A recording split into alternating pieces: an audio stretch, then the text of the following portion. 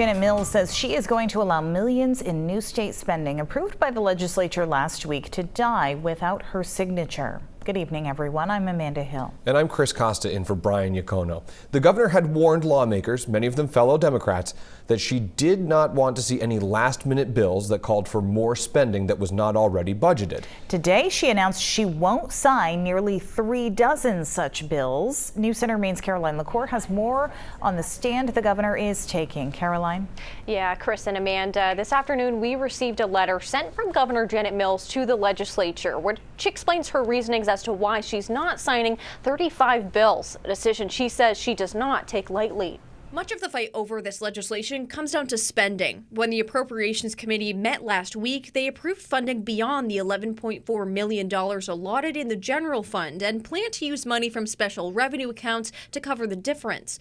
But the governor says she has concerns about the long-term impact of the additional spending in spite of her support for many of the issues in those bills, including health, education, and public safety. Mills also says she objects to the legislature enacting dozens of bills on a day generally reserved to deal with vetoes and pass the adjournment deadline set for lawmakers.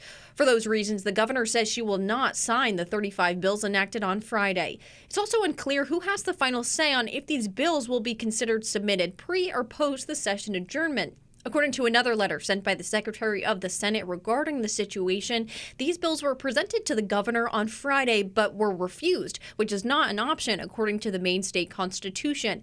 After consulting the Attorney General, the bills are still considered as presented on May 10th. According to Maine state Republicans, they say they believe this is a result of poor Democratic leadership. And this is the result of terrible time management and irresponsible leadership. We had statutory adjournment 4 weeks ago.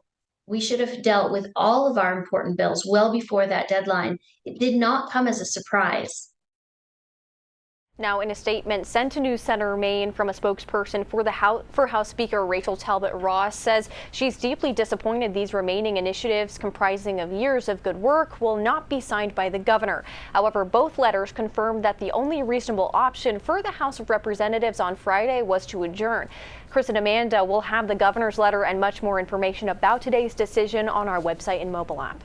Caroline, thank you.